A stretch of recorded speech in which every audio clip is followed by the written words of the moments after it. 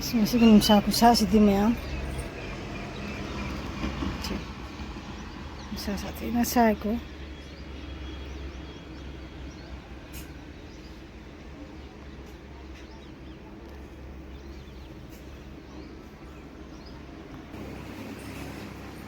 Hello mayam, welcome back to Bebina's Kitchen. Mayam ngasi se ai nusa si ama sai sumsa sa su sakti thong da bajate aduna ai na ngasi chai jang thong ra kari jang thong gai ra mayam do na tuini cham cham simple da ai share to jara ge ngasi kari kari jang thong gai da gi chakum da ngasi na ja thong jab da du ne no to se ada hen ba kesum ta natte ilisa ga pang ga thong gi mahau si di mayam pro su khangnari ne ba ko ado ngasi ge gi si di ilisa ga pang ga makti natre ado nga macha ga pang ga ni nga macha se gom no khangdre ado mayam na kari haina na base ai nga macha se uraga ren ai biro aduni me ai nga aina thongba nga macha ga panga thongba gi video se asi mapung phana jengmina rasi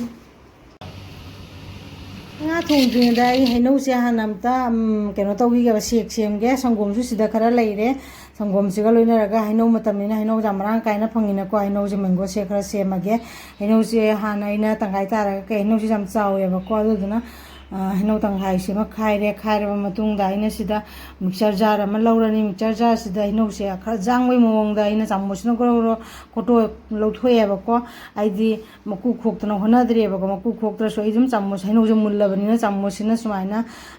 lotho khoto ga dum lothoye ba aduga huje si mixer jar siga sumaina hapchalle ba jamjang ne ba ina semduise jamna kuida bida aduga ga semaga huje sangsai sangom gro utkibada adugi sangom do ina jar siga khajika na hapane ba mukta loina sangom japjan baja deba ko adu dunai sumaina sangom japjalani sangom japjalaga mixer jar siga murak ani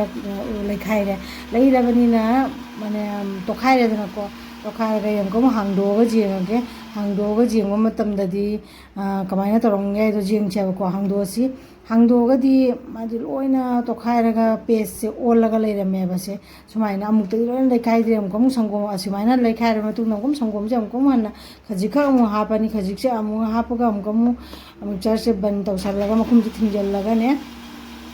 amkamu asise lekhairaga to khaidunya ba duduna amkamu asise amkam lekhairaga to khairage to khair matungda sumaina oirame ba ko yani romlo sangom je hapa ga faina ta khainya ba natraga di amuk to ta khairom toiba ngamde ba to khairabani na ina sita mu glass amada aina semba mango shake se hijalle haijar matungda phajanabagi hangang chabada pamjaba haunabagi damakta ina sida tutti frutti se ase khara colorful oi bagi tutti frutti se khara hapjala tutti frutti se hapa bani nanga jengor phajare chasu chaninge haudo male ko aduni mayam aduga mana sangom japsan gamne sangom to thawai do thakning de ba ko ase mango sikne ba di ekta thakrane ba dun mango shake se sema ga pite olang thani na haino se tanghayam tani jengu mayam ina sai putro ko haino duagi ina tanghayam khaktana sangom kharaga tawraga muka ba chokba se mane ba ina semi se asmaina tawraga ina sangom se semaga hana ngang chana bada hana pithe e jama sain chara bani na masu achi je thari chapam su leidana ko cha chaning de ate te pocho chaning de ko asugro mahina ya pocho ina chara ga di mode su nungai re di chapam su oidana ko aduni me sik maloina ngang pitha kare aduga yuji asika mu pan anse maku khokpa se ulle pan se sumaina maku khokpa se se na jang na khoye ne sumaina sum khoye ba khoi chumna dum chakuno khokpa da su sum jai adu ma pai di sumaina sum alu pilar sina lauraga pan se phajana to na maku se loina khokto e khokko nungai ta ba mafam sina thang sina sumaina agi chwa chaku sina ba sum soidol le ba ko pan se maku su khatang gi kal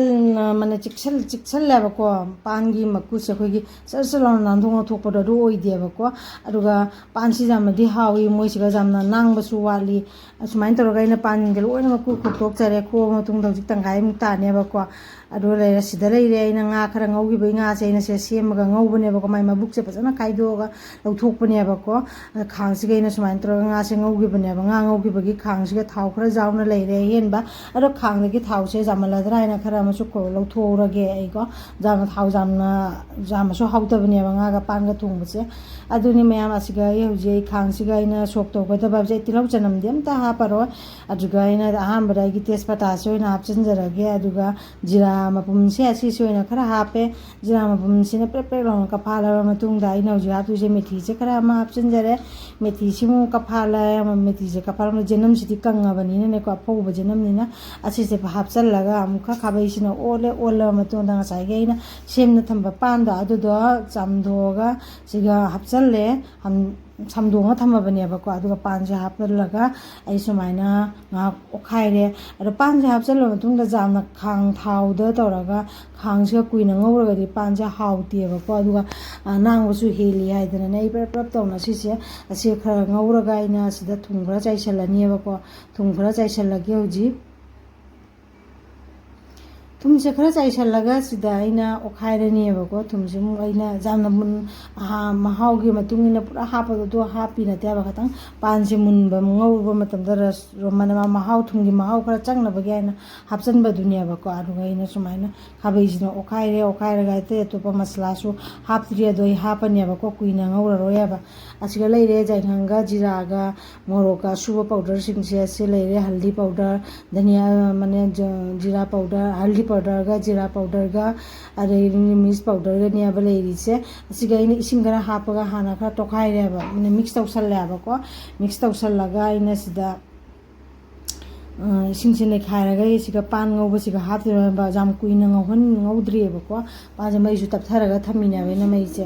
ꯃꯁꯂꯥ ꯃꯍꯤꯁꯦ ꯍꯥꯞꯆꯤꯜꯂꯕ ꯃꯇꯨꯡꯗꯗꯤꯀꯣ ꯌꯥꯝꯅ ꯀꯨꯏꯅ ꯁꯤꯁꯨ ꯉꯧꯔꯔꯣꯏ ꯉꯥꯏꯍꯥꯛꯇꯤ ꯉꯧꯃꯤꯟꯅꯒꯦ ꯑꯗꯨ ꯉꯥꯏꯍꯥꯛ ꯉꯧꯃꯤꯟꯅꯔꯕ ꯃꯇꯨꯡꯗ ꯃꯥꯒꯤ ꯍꯥꯞꯀꯗꯕ ꯆꯥꯡꯒꯤ ꯃꯍꯤꯗꯣ ꯑꯗꯨꯃꯨꯛ ꯍꯥꯞꯇꯣꯔꯤꯅꯦꯕꯀꯣ ꯑꯗꯣ ꯃꯁꯂꯥ ꯍꯥꯞꯆꯤꯜꯂꯕꯒꯤ ꯃꯇꯨꯡꯗ ꯑꯩ ꯁꯨꯃꯥꯏꯅ ꯉꯥꯏꯍꯥꯛ ꯉꯧꯔꯦ ꯉꯥꯏꯍꯥꯛꯁꯦ ꯉꯧꯔꯒ ꯃꯍꯤꯁꯦ ꯌꯥꯝꯅ ꯍꯥꯞꯇꯕꯅꯤꯅ ꯄꯤꯇꯤꯛ ꯁꯧꯒꯠꯂꯛꯑꯦꯕꯀꯣ ꯁꯧꯒꯠꯂꯛꯑꯒꯁꯨ ꯑꯩ ꯑꯁꯤ ꯃꯈꯨꯝꯁꯦ ꯉꯥꯏꯍꯥꯛ ꯈꯨꯝꯖꯤꯜꯂꯒ ꯊꯝꯒꯦ ꯍꯥꯏꯐꯦꯠꯇꯪ ꯃꯥꯒꯤ ꯃꯁꯂꯥꯒꯤ ꯔꯁꯁꯦ ꯃꯍꯥꯎꯁꯦ ꯆꯪꯅꯕꯒꯤ ꯍꯥꯏꯗꯅꯅꯦꯕꯀꯣ ꯑꯗꯨꯒ ꯑꯩꯅ ꯍꯥꯡꯗꯣꯛꯑ ꯌꯦꯡꯉꯦ ꯑꯗꯨꯒ ꯃꯍꯤꯁꯦ ꯈꯔꯁꯨ ꯀꯪꯁꯤꯟꯈꯔꯦ ꯌꯥꯝꯅꯗꯤ ꯀꯪꯍꯜꯂꯔꯣꯏ ꯄꯨꯡꯀꯪꯗꯤ ꯀꯪꯍꯜꯂꯔꯣꯏꯒꯦꯕꯀꯣ ꯑꯗꯨꯒ ꯍꯧꯖꯤꯛ ꯑꯩꯅ ꯍꯥꯞꯀꯗꯕ ꯆꯥꯡꯒꯤ ꯏꯁꯤꯡꯒꯤ ꯃꯍꯤꯁꯦ ꯃꯥꯒꯤ ꯂꯤꯀ꯭ꯋꯤꯠꯁꯦ ꯑꯩꯁꯦ ꯃꯥꯅ ꯖꯨꯜ ꯑꯣꯏꯒꯗꯕꯁꯦ ꯃꯥꯒꯤ ꯖꯨꯜꯁꯦ ꯍꯥꯞꯆꯜꯂꯦꯀꯣ ꯍꯥꯞꯆꯜꯂꯒꯗꯤ ꯑꯃꯨꯛ ꯑꯁꯤ ꯃꯨꯟꯅ ꯄꯥꯟꯁꯦ ꯃꯨꯟꯗ꯭ꯔꯤꯑꯕꯀꯣ ꯑꯣꯏꯔꯒꯁꯨ ꯑꯗꯨꯗꯨꯅ ꯃꯍꯤꯁꯦ ꯈꯤꯇꯪ ꯌꯥꯝꯅ ꯍꯥꯞꯆꯤꯟꯕꯅꯦꯕ ꯑꯩꯅ ꯑꯗꯣ ꯍꯥꯞꯆꯤꯜꯂꯒ ꯑꯩꯁꯦ ꯃꯈꯨꯝꯁꯤꯅ ꯈꯨꯝꯖꯤꯜꯂꯒ ꯐꯖꯅ ꯐꯨꯠꯂꯒꯦꯕꯀꯣ ꯑꯗꯣ ꯁꯧꯒꯠꯂꯦ ꯐꯖꯅ ꯕ꯭ꯔꯣꯛ ꯕ꯭ꯔꯣꯛ ꯁꯧꯒꯠꯂꯦꯀꯣ ꯁꯧꯒꯠꯂꯛꯑꯒ ꯃꯈꯨꯝꯁꯦ ꯑꯝꯇ ꯍꯥꯡꯗꯣꯛꯑ ꯌꯦꯡꯒꯦ ꯑꯗꯨꯒ ꯈꯥꯕꯩꯁꯤꯅ ꯑꯝꯇ ꯑꯣꯠꯀꯦꯀꯣ ꯑꯗꯨꯒ ꯁꯨꯃꯥꯏꯅ ꯈꯥꯕꯩꯁꯤꯅ ꯑꯣꯠꯂꯒ ꯌꯦꯡꯉꯦ ꯑꯗꯨꯒ ꯑꯇꯩꯁꯨ ꯁꯧꯍꯟꯈꯤꯒꯦ ꯑꯗꯨꯒ ꯑꯩ ꯍꯧꯖꯤꯛ ꯍꯥꯞꯀꯗꯕ ꯍꯥꯏꯕꯨ ꯉꯁꯥꯏꯒꯤ ꯊꯨꯝꯗꯨꯗꯤ ꯈꯇꯪꯗꯪꯒꯤꯗꯣ ꯍꯥꯞꯈꯤꯗꯣ ꯑꯗꯣ ꯑꯩꯅ ꯁꯤꯒ ꯄꯨꯔꯥ ꯃꯥꯒꯤ ꯆꯥꯒꯗꯕ ꯇꯦꯁꯀꯤ ꯃꯍꯥꯎꯗꯣ ꯑꯗꯨꯒꯤ ꯃꯇꯨꯡ ꯏꯟꯅ ꯑꯩ ꯁꯤꯒ ꯊꯨꯝꯁꯦ ꯆꯞ ꯆꯥꯅ ꯍꯥꯞꯆꯤꯟꯖꯔꯦ ꯍꯥꯞꯆꯤꯜꯂꯕ ꯃꯇꯨꯡꯗ ꯑꯩ ꯉꯁꯥꯏ ꯉꯧꯔꯒ ꯊꯝꯈꯤꯕ ꯉꯥꯁꯦ ꯉꯥ ꯉꯧꯕꯒꯤ ꯚꯤꯗꯤꯑꯣꯁꯤꯗꯤ ꯂꯧꯍꯧꯗ꯭ꯔꯦ ꯑꯩꯅꯀꯣ ꯑꯗꯣ ꯉꯥ ꯁꯦꯝꯕ ꯈꯣꯠꯄꯒꯤ ꯚꯤꯗꯤꯑꯣꯗꯨꯗꯤ ꯑꯩꯅ ꯂꯧꯍꯧꯗ꯭ꯔꯦ ꯃꯌꯥꯝ ꯄꯨꯝꯅꯃꯛꯁꯨ ꯈꯪꯅꯔꯤ ꯄꯣꯠꯅꯤ ꯍꯥꯏꯗꯅ ꯑꯩꯅ ꯉꯥ ꯃꯆꯥꯁꯦ ꯑꯁꯤꯒꯤ ꯉꯥ ꯃꯆꯥꯁꯦ ꯀꯔꯤ ꯉꯥꯅꯣ ꯌꯦꯡꯉꯣ ꯍꯥꯎꯕꯁꯨ ꯌꯥꯝꯅ ꯍꯥꯎꯏ ꯑꯗꯨꯅ ꯑꯁꯤ ꯉꯥ ꯃꯆꯥꯁꯦ ꯑꯩ ꯂꯣꯏꯅ ꯍꯥꯞꯆꯤꯜꯂꯒꯦ ꯁꯤꯗ ꯂꯣꯏꯅꯗꯤ ꯍꯥꯞꯆꯤꯜꯂꯣꯏ ꯈꯤꯇꯪ ꯈꯥꯛꯍꯧꯔꯅꯤꯀꯣ ꯈꯔ ꯑꯃ ꯍꯥꯞꯆꯤꯜꯂꯒ ꯁꯤꯒ ꯑꯩ ꯊꯣꯡꯃꯤꯟꯅꯔꯒꯦ ꯄꯥꯟꯁꯤꯒ ꯇꯧꯔꯒ ꯁꯨꯃꯥꯏꯅ ꯉꯥꯁꯤꯡꯁꯦ ꯑꯩꯅ ꯂꯣꯏꯅ ꯍꯥꯞꯆꯤꯜꯂꯦ ꯈꯔ ꯍꯥꯞꯆꯤꯟꯖꯔꯦ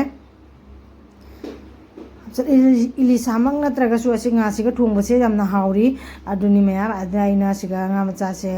ꯀꯔꯤ ꯍꯥꯏꯅꯃꯣꯈꯪꯗꯦ ꯁꯤ ꯉꯥꯁꯦ ꯑꯩꯈꯣꯏꯗꯤ ꯐꯦꯔꯨ ꯃꯆꯥꯁꯨ ꯍꯥꯏ ꯈꯪꯗꯦ ꯑꯗꯨꯃꯥꯏꯅ ꯂꯥꯆꯣ ꯃꯆꯥꯅꯤꯁꯨ ꯍꯥꯏ ꯑꯗꯨꯃꯥꯏꯅ ꯈꯜꯂꯒ ꯑꯗꯨꯝ ꯉꯥꯁꯦ ꯊꯣꯡꯉꯦ ꯑꯗꯨꯅ ꯉꯥ ꯃꯆꯥꯁꯤꯒ ꯄꯥꯟꯁꯤꯒꯁꯦꯐꯖꯅ ꯇꯧꯔꯒ ꯑꯃꯨꯛ ꯐꯨꯠꯂꯅꯦꯕꯀꯣ ꯉꯥꯁꯤꯒ ꯉꯥꯁꯤ ꯉꯧꯕꯗꯗꯤ ꯐꯖꯅ ꯉꯧꯔꯕꯅꯦꯕ ꯑꯗꯨ ꯑꯣꯏꯔꯒꯁꯨ ꯑꯃꯨꯛ ꯄꯥꯟꯁꯤꯒ ꯂꯣꯏꯅꯔꯒ ꯑꯃꯨꯛ ꯃꯨꯟꯅꯕꯒꯤ ꯐꯨꯠꯃꯤꯟꯅꯔꯒꯦ ꯍꯧꯖꯤꯛ ꯑꯃꯨꯛ ꯑꯁꯤꯒ ꯑꯩꯅ ꯈꯥꯕꯩꯁꯤꯅ ꯑꯣꯠꯂꯒ ꯉꯥꯁꯦ ꯃꯤꯛꯁ ꯇꯧꯁꯜꯂꯦꯕꯀꯣ ꯑꯁꯤꯅꯤ ꯍꯧꯖꯤꯛ ꯑꯗꯣ ꯉꯥꯁꯦ ꯍꯥꯞꯄ ꯃꯇꯨꯡꯗꯁꯨ ꯍꯤꯟꯖꯥꯡꯁꯦ ꯐꯖꯅ ꯁꯧꯒꯠꯂꯛꯑꯦꯀꯣ ꯁꯨꯃꯥꯏꯅ ꯄꯤꯇꯤꯛ ꯁꯧꯒꯠꯂꯦ ꯃꯍꯤꯁꯤꯁꯨ ꯈꯔ ꯀꯪꯁꯤꯟꯈꯔꯦ ꯌꯥꯝꯅ ꯀꯪꯕꯕꯨꯗꯤ ꯅꯠꯇꯦ ꯑꯗꯣ ꯄꯥꯟ ꯊꯣꯡꯕꯁꯦ ꯀꯣꯟꯅꯅꯦ ꯊꯥꯡꯊꯔ ꯃꯇꯨꯡꯗꯁꯨ ꯃꯍꯤꯁꯦ ꯂꯥꯛꯁꯟꯕꯅꯦꯕ ꯑꯗꯨꯗꯨꯅ ꯑꯩ ꯌꯥꯝꯅꯗꯤ ꯃꯍꯤꯁꯦ ꯀꯪꯍꯜꯂꯔꯣꯏ ꯀꯣꯟꯅ ꯃꯍꯤꯁꯦ ꯆꯨꯞꯁꯟꯈꯤꯅꯦꯕꯀꯣ ꯑꯗꯨꯗꯨꯅ ꯍꯧꯖꯤꯛ ꯃꯨꯜꯂꯕꯅꯤꯅ ꯍꯧꯖꯤꯛ ꯑꯩ ꯐꯗꯤꯒꯣꯝꯁꯦ ꯙꯅꯤꯌꯥꯁꯦ ꯈꯔ ꯆꯣꯞ ꯇꯧꯔꯒ ꯑꯩ ꯑꯁꯤ ꯍꯤꯟꯖꯥꯡꯗ ꯍꯥꯞꯅꯕꯒꯤꯅꯤ ꯍꯥꯏꯅ ꯊꯧꯔꯥꯡ ꯇꯧꯔꯤꯅꯦꯕꯀꯣ ꯙꯅꯤꯌꯥꯁꯦ ꯁꯦꯝꯕ ꯂꯣꯏꯔꯦ ꯐꯗꯤꯒꯣꯝꯁꯦ ꯁꯦꯝꯕ ꯂꯣꯏꯔꯦ ꯍꯧꯖꯤꯛ ꯍꯤꯟꯖꯥꯡꯁꯤꯁꯨ ꯃꯨꯟꯖꯜꯂꯛꯑꯕꯅꯤ나 ꯁꯨꯃꯥꯏꯅ ꯑꯩ ꯍꯤꯟꯖꯥꯡꯁꯤꯒ ꯑꯩ ꯐꯗꯤꯒꯣꯝꯁꯦ ꯍꯥꯞꯆꯜꯂꯦ ꯍꯤꯟꯖꯥꯡꯁꯦ ꯂꯣꯏꯁꯜꯂꯛꯑꯦ ꯍꯧꯖꯤꯛ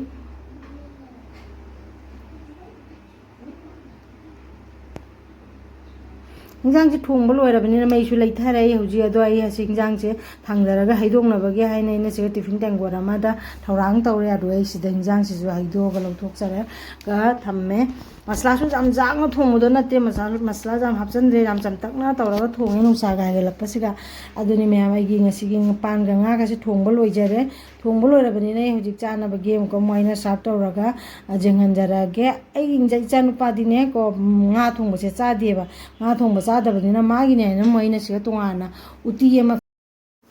ꯑꯗ ꯏꯆꯥꯅꯨꯄꯥꯗꯤ ꯎꯇꯤ ꯄꯥꯝꯖꯕꯅꯤꯅ ꯎꯇꯤꯁꯦ ꯑꯃꯅꯦꯇꯪ ꯂꯣꯒꯦ ꯇꯧꯔ ꯊꯣꯡꯕꯅꯤꯅ ꯆꯅꯥ ꯗꯥꯜ ꯈꯔ ꯂꯩꯌꯦꯕꯀꯣ ꯆꯅꯥ ꯗꯥꯜꯗꯨꯅꯁꯨ उटी खरा हाइफेट थोंगे